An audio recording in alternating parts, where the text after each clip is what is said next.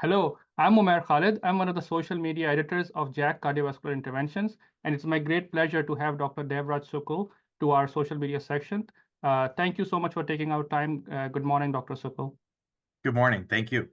So we are very excited to feature your article in our social media section. It's titled Contemporary Trends and Outcomes of Intravascular Lithotripsy and Percutaneous Coronary Intervention, Insights from BMC2. So could you please begin by explaining the design of your study? As you know, the choice of calcium modification strategy highly depends on operator preference, the pattern of calcification, availability, cost, and other factors. So how did you take that into consideration and in your design? Yeah, fantastic question. Thank you, Umair, and thank you, JACC Interventions, for this opportunity to present our work and some summaries on behalf of myself, my co-authors, and Blue Cross Blue Shield of Michigan Cardiovascular Consortium. The study design's relatively straightforward. It's just an examination of contemporary trends and outcomes of intravascular lithotripsy and PCI following its introduction in the U.S. market in 2021 through June 30th of 2022 is what our study period was. And we use data from the Blue Cross Blue Shield of Michigan Cardiovascular Consortium, or BMC2 registry. BMC2 is a longstanding statewide quality improvement collaborative that collects data on all PCIs performed at non-federal hospitals among the 48 hospitals in the state of Michigan. As to your question in terms of the selection bias potentially introduced when comparing calcium modification devices and their comparative effectiveness, fantastic question and really a difficult challenge in terms of teasing out that bias. In fact, I think it's really important to clarify up front, and hopefully we were successful in doing this in the manuscript, that this work is not a comparative effectiveness study. Although we provide demographic and clinical characteristics as well as unadjusted outcomes of the patients who received mechanical atherectomy, both rotational and orbital combined, this was purely to provide the reader with a point of reference by which to interpret the trends and outcomes of IVL, the newer technology, in real-world practice. We intentionally did not perform an adjusted analysis comparing the two due to the challenge of overcoming the multiple known and unknown factors that may lead one operator to choose one device over another. So to be clear, readers should not walk away from this research thinking IVL is superior or inferior to mechanical atherectomy. Rather, it is simply providing a contemporary view of the use and outcomes of IVL with atherectomy data provided as just simply a point of reference. Excellent. Thank you so much for clarifying that point. So my next question is in terms of the results, as anticipated as elsewhere as well, IVL use has been increasing over time. Other than that, could you describe the results for the audience?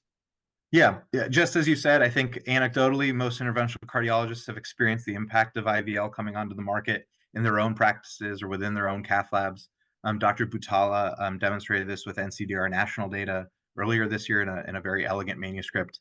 I think what our findings are consistent with its adoption in the state of Michigan.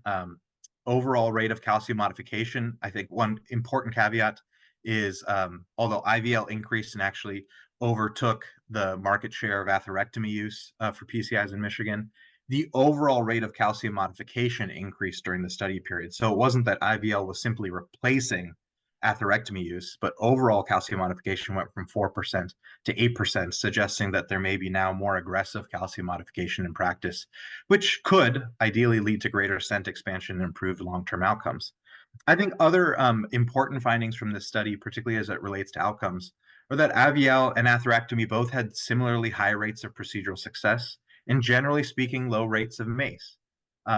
We looked at a couple of what I believe would be salient subgroups, and in one of our subgroups, which is a cohort of patients similar to the DISRUPT trials being the major trials leading to IVL approval, which had very specific inclusion and exclusion criteria. And although we couldn't meet them perfectly because we're a registry-based study, we found in that group IVL to be tremendously safe and effective, with zero MACE events in the small cohort of patients.